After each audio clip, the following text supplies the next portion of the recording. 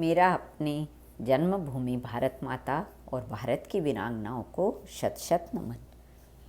महारानी लक्ष्मीबाई स्वाधीनता की लक्ष्मी थी। देश, धर्म और स्वतंत्रता के लिए इस वीरांगना ने आत्म बलिदान किया है। वह भारतीय स्वाधीनता की देवी थी।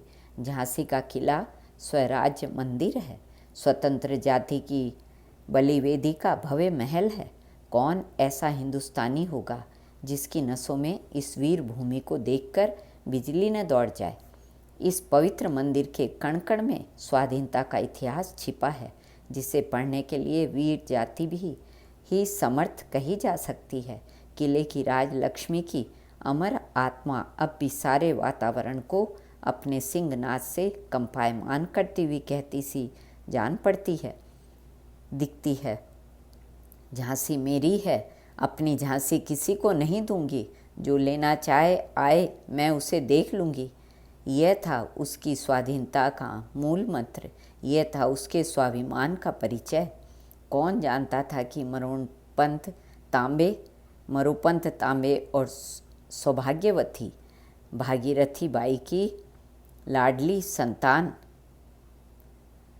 भारतीय स्वाधीनता के रण में अडिग चरण रखकर अपने आप को अमर कर लेगी।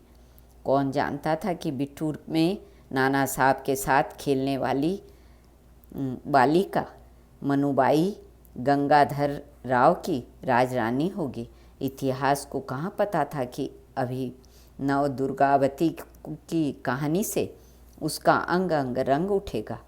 मनुबाई की बाल्यावस्था पुण्य सलीला भागीरथी के तट पर बिठूर में ही बीती थी। वह सोने की थाली में प्रत्येक साल घी के दीपक जलाकर नाना साहब सरीखे स्वतंत्र भारतीय राजकुमार की आरती उतारती और भैया दूज का उत्सव मनाया करती थी।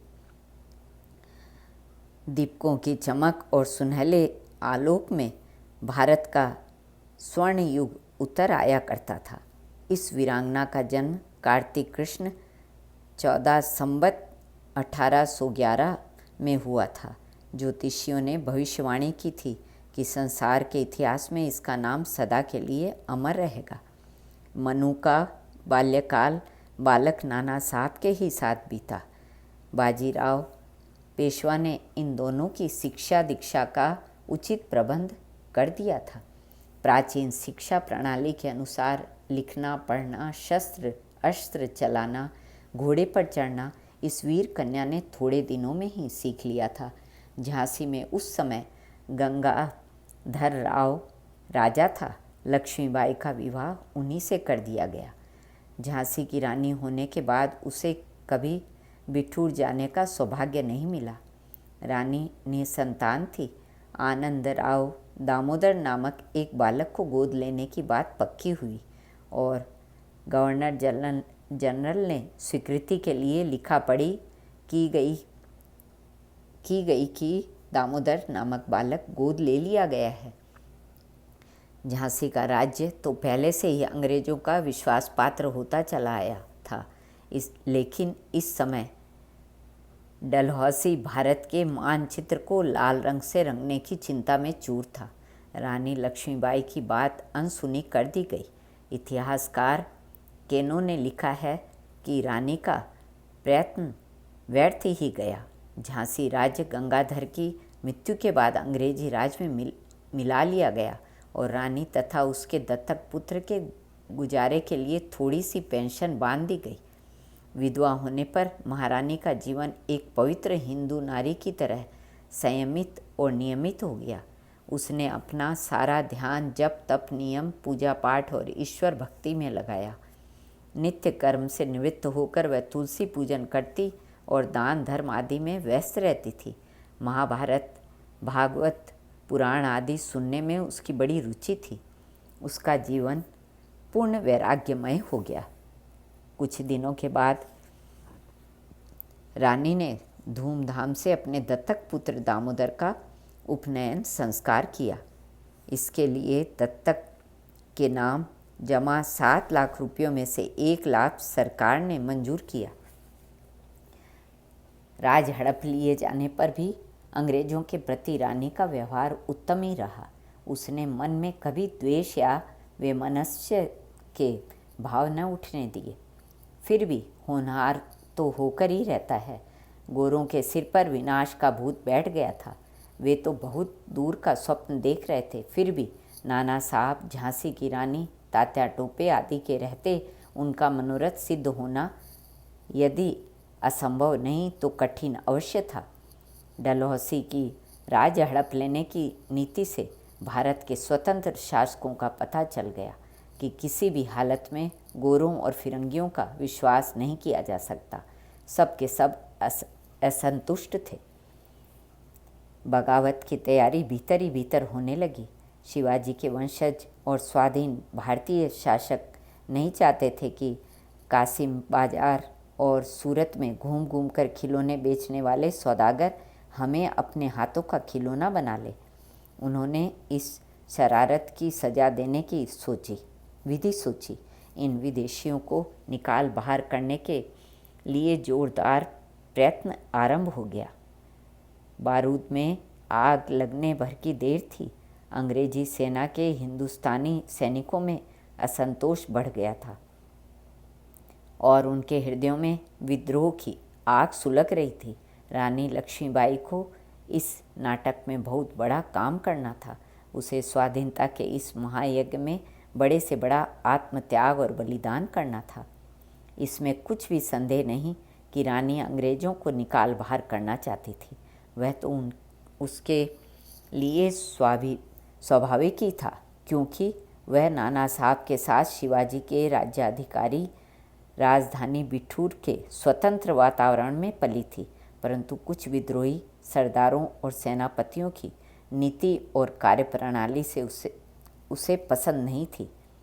विद्रोहियों के सामने सामूहिक रूप से 3 लक्ष्य थे। उनका एक वर्ग देश प्रेम से पागल होकर नंद कुमार के हत्यारों को, वारेन हेस्टिंग के देश वालों को हिंदुस्तान से बाहर निकालकर हिंदुस्तान में अपना खोया राज्य या स्वराज्य स्थापित करना चाहता था।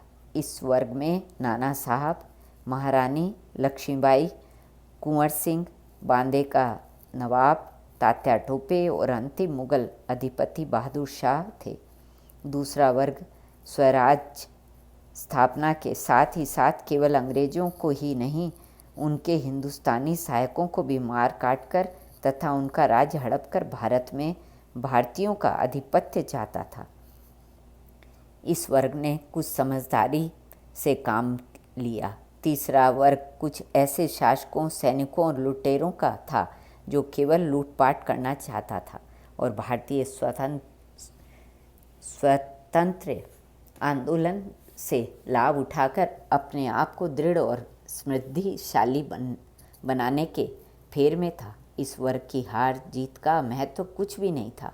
जिसकी शक्ति बढ़ती देखता था उसी की ओर हो जाता था। इस वर्ग ने भारतीय जन आंदोलन की बड़ी हानि की।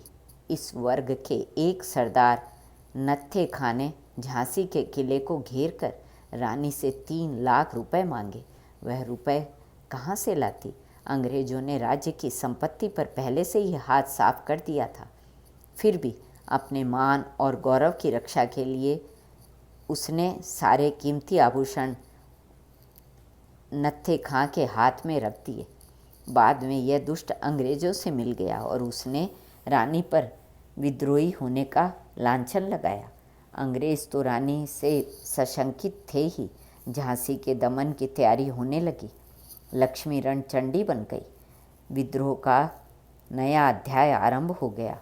झांसी के वीर सैनिक हर हर महादेव का सिंहनाद कर रण में कूद पड़े। झांसी की जनता ने नंगी तलवार चूमकर रानी का अभिवादन किया। वह किले की ऊपरी छत पर खड़ी थी। उस रण भवानी के सिर पर लाल रंग की चमकदार टोपी थी जिसमें मोतियों की लड़ी और रत्न जड़े थे। गले में हीरे का हार था। कमरबंद में मश्क के बने हुए 2 पिस्तौल थे जिन पर चांदी के सोने के पत्थर जड़े थे। कमरबंद में जहर के से बुता हुआ पेश कब्ज था। लाल साड़ी पहनकर वह रणांगना नंगी तलवार लपलपाती हुई कह रही थी, झांसी मेरी है, मैं किसी को न दूंगी। प्रजा ने कहा, माता दुर्गे तुम निश्चिंत रहो, हम झांसी पर किसी विदेशी का अधिकार न होने देंगे। सारा का सारा वातावरण हर हर महादेव के जयनाद से गूंज उठा।